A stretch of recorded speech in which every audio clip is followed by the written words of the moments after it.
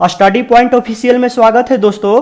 आज हम लोग एनटीपीसी 2016 और ग्रुप डी 2018 में पूछे गए कुछ मोस्ट इंपॉर्टेंट क्वेश्चन को देखेंगे जो 2021 में होने वाला एग्जाम एनटीपीसी और ग्रुप डी के लिए काफ़ी महत्वपूर्ण है। तो चलिए दोस्तों शुरू करते हैं। देखिए पहला क्वेश्चन बोल रहा है कि सूरज की रोशनी को उसके संगठक रंगों में कौन विभाजित कर सकता है। ऑप्शन देख लीजिए, अपवर्तन कर सकता है, परावर्तन कर सकता है, कि प्रत्याकर्षण कर सकता है, कि विकिरण कर सकता है। तो दोस्तों अपवर्तन यहाँ से करेक्ट आंसर हो जाएगा। ठीक है, अपवर्तन जो है वो सूर्य की रोशनी को उसके संगठक रंगों में विभाजित कर सकता है दोस्तों। ठीक है, तो यहाँ से करेक्ट आंसर आपका ए हो जाएगा।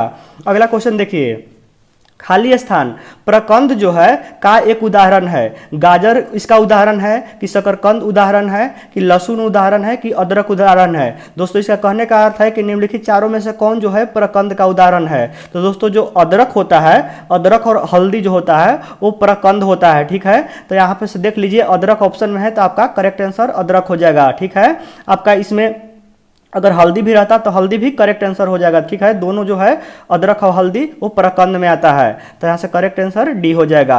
अगला क्वेश्चन देखिए, बोल रहा है कि चंद्रशेखर सीमा किस पर लागू होती है। ऑप्शन देख लीजिए, सितारों पर लागू होती है, कि ज्वालामुखी पर लागू होती है, कि प्रकाश की गति पर लागू होती है, कि वनस्पति जीवन पर लागू होती है। तो दोस्तों यहाँ से करेक्ट आंसर सितारों पर हो जाएगा दोस्तों। ठीक है, चंद्रशेखर सीमा जो होता है वो सितारों पर लागू होता है, तो ये आपका ऑप्शन जो है करेक्ट हो जाएगा।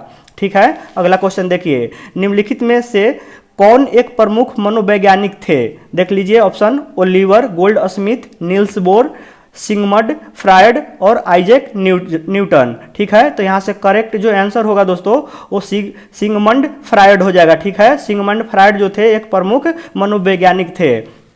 अगला क्वेश्चन देखिए, बर्लिन की दीवार जो है को किस वर्ष ध्वस्त किया गया था। ऑप्शन देख लीजिए, 1999, कि 1989, कि 1982, कि 2000 ईस्वी।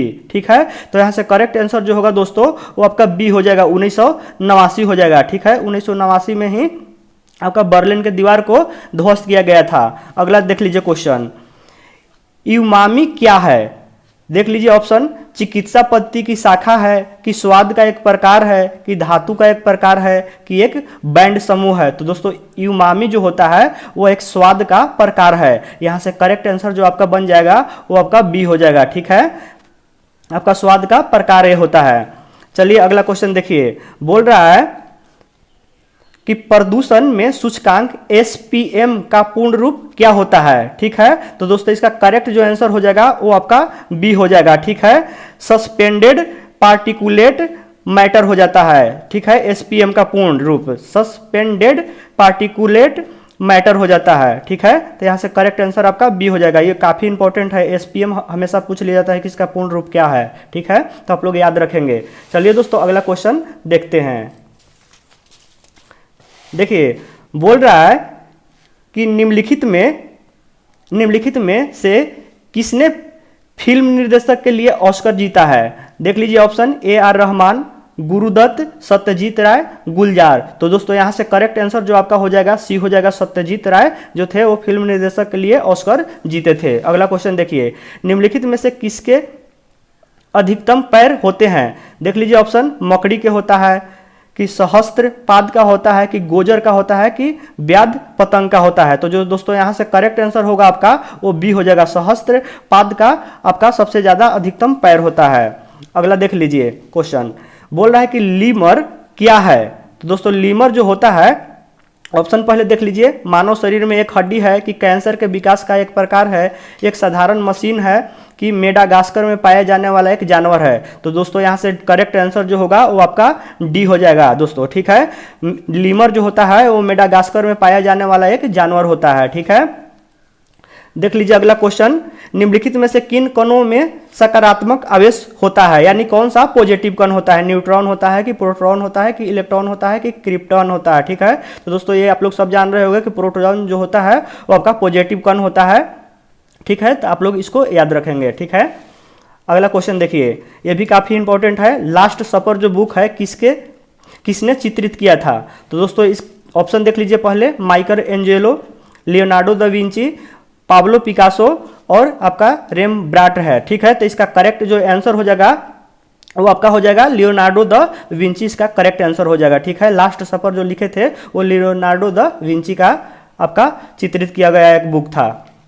अगला देख लीजिए क्वेश्चन, बोल रहा है कि निम्नलिखित भाषाओं में से कौन सी भाषा चित्रार्थों का उपयोग करती है। ठीक है, देख लीजिए ऑप्शन जापानी है कि ताओली है कि फ्रेंच है कि अंग्रेजी है।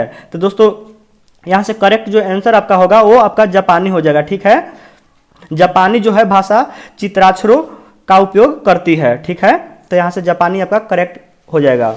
दोस्तों सभी क्वेश्चन बहुत इंपॉर्टेंट है, इसलिए सभी क्वेश्चन आप लोग रखिएगा याद जरूर, क्योंकि ये आपका जो अभी तो फेज चल रहा है, 7 फेज का एग्जाम बाकी ही है, और उसके बाद आपका सेकंड CBT 2 का एग्जाम लेगा NTPC का। ठीक है, और ग्रुप डी का तो अभी चालू नहीं किया है दोस्तों, तो वो भी चालू करेगा जल्द ही। तो एग्जाम किसी भी वक्त आपका नोटिफिकेशन आ सकता है, इसलिए आप लोग तैयारी में लगे ही रहिएगा। ठीक है, अगला क्वेश्चन देखिए बोल रहा है कि निम्नलिखित में से प्राचीन संस्कृत शब्दकोश कौन सा है। ठीक है, देखिए ऑप्शन देख लीजिए, वाक्य वृत्ति है कि शब्दकोश है कि अमर कोश है कि हर्षचरित है। तो दोस्तों हर्षचरित जो आपका है वो प्राचीन जो है संस्कृत शब्दकोश है। ठीक है, अमर कोश, तो आप लोग याद रखिएगा। करेक्ट आंसर इसका जो हो जाएगा वो आपका सी हो जाएगा। अगला देख लीजिए क्वेश्चन, बोल रहा है कि कामरूप का प्राचीन साम्राज्य राज्य किस राज्य में मौजूदा था। ठीक है, कामरूप का प्राचीन साम्राज्य राज्य किस राज्य में मौजूदा था। तो ऑप्शन देख लीजिए, राजस्थान में कि मणिपुर में कि असम में था कि केरल में था। दोस्तों तो इसका करेक्ट आंसर जो हो जाएगा वो आपका सी हो जाएगा। कामरूप का प्राचीन साम्राज्य जो है वो असम राज्य में मौजूदा था दोस्तों। ठीक है, अगला देख लीजिए क्वेश्चन, बोल रहा है कि शब्द रडार किससे व्युत्पन्न है, यानी इसका फुल फॉर्म के बारे में पूछ रहा है। तो इसका होता है दोस्तों आपका रेडियो डिटेक्शन एंड रेंजिंग होता है। ठीक है, रेडियो डिटेक्शन एंड रेंजिंग होता है, आप लोग याद रखिएगा। ठीक है, इसी से ये व्युत्पन्न है। तो इसका करेक्ट आंसर जो होगा वो आपका डी हो जाएगा 16 का। ठीक है, चलिए अगला क्वेश्चन देखते हैं। देखिए दोस्तों बोल रहा है कि बेकिंग सोडा क्या है। दोस्तों बेकिंग सोडा को ही क्या बोलते हैं, खाने वाला सोडा बोलते हैं। इसको हो जाता है NaHCO3 हो जाता है। ठीक है, इसी को क्या बोलते हैं, सोडियम बाइकार्बोनेट बोलते हैं। ठीक है, खाने वाला सोडा को ही सोडियम बाइकार्बोनेट बोलते हैं, इसी को बेकिंग सोडा बोलते हैं, इसलिए आप लोग भूलिएगा नहीं। तो करेक्ट आंसर यहाँ से क्या हो जाएगा, आपका सी जो होगा वो आपका करेक्ट आंसर हो जाएगा, सोडियम बाइकार्बोनेट। ठीक है, इसी को खाने वाला सोडा भी बोलते हैं। ठीक है, ये आपका इसका फॉर्मूला होता है NaCO3। ठीक है, चलिए अगला देखते हैं क्वेश्चन। बोल रहा है कि स्वेज नहर जो है भूमध्य सागर और किसको जोड़ता है। ठीक है, यानी स्वेज नहर किसको किसको जोड़ता है, एक तो भूमध्य सागर हो गया, एक और कौन है। तो दोस्तों स्वेज नहर जो होता है वो लाल सागर और भूमध्य सागर को जोड़ता है। तो ठीक है, तो यहाँ से करेक्ट जो आंसर हो जाएगा आपका लाल सागर हो जाएगा। ठीक है, ऑप्शन देख लीजिए दोस्तों कितना सटीक दिया है। ठीक है, तो थोड़ा याद नहीं रहेगा तो कन्फ्यूजन इसमें हो सकता है, तो आप लोग इसको याद रखिएगा, क्वेश्चन भी काफ़ी इंपॉर्टेंट है। चलिए अगला क्वेश्चन देखते हैं। देखिए बोल रहा है कि सबसे पहले पहिए किससे बने थे। ठीक है, रबड़ से बने थे कि कांच से बने थे कि लकड़ी के बने थे कि लोहा से बने थे। तो दोस्तों ये सब तो पता ही होगा कि न पहले रबड़ था, अगर बहुत पहले का अगर बात किया जाए, मतलब 10-20 हज़ार वर्ष पहले का, न रबड़ था उस समय, न कांच का था, न लोहा था दोस्तों, लेकिन लकड़ी था। ठीक है, तो लकड़ी के ही क्या बने होते थे, पहले पहिए बने हुए थे। तो आप लोग कन्फ्यूजन नहीं होइएगा, आपका लकड़ी करेक्ट आंसर हो जाएगा, 19 का सी हो जाएगा। ठीक है, लकड़ी। चलिए अगला क्वेश्चन देखते हैं। देखिए दोस्तों बोल रहा है कि भीमबेटका की गुफाएं कितने साल पुरानी मानी जाती है। ये भी दोस्तों काफी इंपॉर्टेंट क्वेश्चन है। ठीक है, तो देख लीजिए 1000 साल पुराना है कि 5000 साल पुराना है कि 30,000 साल पुराना है कि 300 साल पुराना है। तो यहाँ से जो आपका करेक्ट आंसर हो जाएगा वो आपका दोस्तों हो जाएगा ये आपका 30,000 साल पुराना है। ठीक है, भीमबेटका की गुफाएं जो है वो 30,000 साल पुराना है। अगला क्वेश्चन देखिए, बोल रहा है कि माल विकाग्नि मित्रम किसने लिखा था। ऑप्शन देख लीजिए, भास कि कबीराय कि बाणभट्ट की कालिदास। तो दोस्तों कालिदास आपका करेक्ट आंसर हो जाएगा। ठीक है, मालविकाग्नि मित्रम जो थे वो कालिदास द्वारा लिखा गया है। ठीक है, अगला क्वेश्चन देखिए, बोल रहा है कि कौन सी नदी कर्नाटक और तमिलनाडु में बहती है। ऑप्शन देख लीजिए, कृष्णा की गोदावरी की कावेरी की पेरियार। तो दोस्तों जो कावेरी नदी है वो कर्नाटक और तमिलनाडु में बहती है, तो कर्नाटक यहाँ से आपका करेक्ट आंसर हो जाएगा। ठीक है, चलिए अगला क्वेश्चन देखते हैं। देखिए बोल रहा है कि ग्राफीन क्या है। ठीक है, ग्राफीन क्या है। तो दोस्तों देखिए, पहले तो देख लीजिए ऑप्शन, कार्बन का अपरूप है, एक लोकप्रिय ग्राफिक सॉफ्टवेयर है, एक पैरानिक जानवर है, कि एक संक्रमित जो है वो आपका घाव है। तो दोस्तों जनरली हम लोग जानते हैं कि कार्बन के अपरूप कितना होता है, तो 2 जान लेते हैं दोस्तों कि आपका हीरा और ग्रेफाइट है। ठीक है, लेकिन ग्राफीन हम लोग जानते हैं नहीं, ग्राफीन भी जो है दोस्तों वो कार्बन का अपरूप है।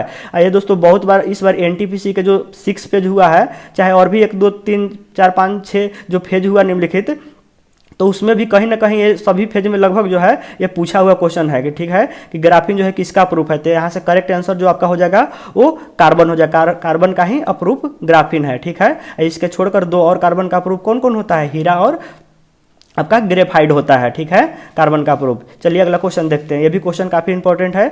लास्ट जजमेंट किसने चित्रित किया था। ठीक है, देख लीजिए, माइकल एंजेलो, कि पाब्लो पिकासो, कि लियोनार्डो दा विंची, कि लेब्राट। तो इसका करेक्ट जो आंसर हो जाएगा 24 के, वो आपका हो जाएगा पाब्लो पिकासो। ठीक है, पाब्लो पिकासो लास्ट जजमेंट जो चित्रित किया था, बुक लिखे थे वो पाब्लो पिकासो द्वारा। ठीक है, अगला क्वेश्चन देखिए, बोल रहा है कि न्यूरोलॉजिकल जन्मगत विकारों के कारण रूप में ज्ञात जीका वायरस किसके द्वारा फैलता है। देख लीजिए ऑप्शन, चूहे के काटने से, कि मच्छर के काटने से, कि सांप के काटने से, कि बंदर के काटने से। तो करेक्ट आंसर आपका हो जाएगा क्या, बी हो जाएगा करेक्ट आंसर दोस्तों। ठीक है, मच्छर के काटने से ही आपका जीका वायरस जो है वो फैलता है। ठीक है, तो इसलिए 25 का करेक्ट आंसर क्या हो जाएगा, आपका बी हो जाएगा। चलिए अगला क्वेश्चन देखते हैं। देखिए, बोल रहा है कि डीआरडीओ द्वारा विकसित आकाश है। ये दोस्तों काफी इंपॉर्टेंट क्वेश्चन है, ऐसे तो सभी इंपॉर्टेंट है दोस्तों, लेकिन ये ज्यादा हाईलाइट हो जाता है। देखिए, डीआरडीओ द्वारा आकाश क्या है, तो देख लीजिए, बोल रहा है कि सतह से हवा में मार करने वाला मिसाइल प्रणाली है, कि सतह से सतह पर मार करने वाला मिसाइल प्रणाली है, कि हवा से सतह पर मार करने वाला मिसाइल प्रणाली है, कि मिसाइल प्रणाली नहीं है, क्या है। तो दोस्तों आकाश नाम से जैसा नाम है वैसा ही इसका काम है। ये जो है ये सतह से हवा में मार करता है दोस्तों। आकाश ऐसे भी याद रखिएगा ट्रिकली के, आकाश है तो आकाश में तो ही मार करेगा ही, और कहाँ से, सतह से। ठीक है, तो इसका करेक्ट आंसर जो आपका ये हो जाएगा, आकाश मिसाइल जो है वो आपका सतह से हवा में मार करता है। ठीक है, तो आप लोग जरूर इसको याद रखिएगा। तो दोस्तों आज के लिए बस इतना ही। आप लोग वीडियो देखकर जरूर बताइएगा कि आपको वीडियो कैसा लगा हो। अगर वीडियो दोस्तों अच्छा लगा हो तो आप लोग लाइक, कमेंट और सब्सक्राइब जरूर कर दीजिएगा। और दोस्तों वीडियो देखने के लिए आपको बहुत बहुत धन्यवाद।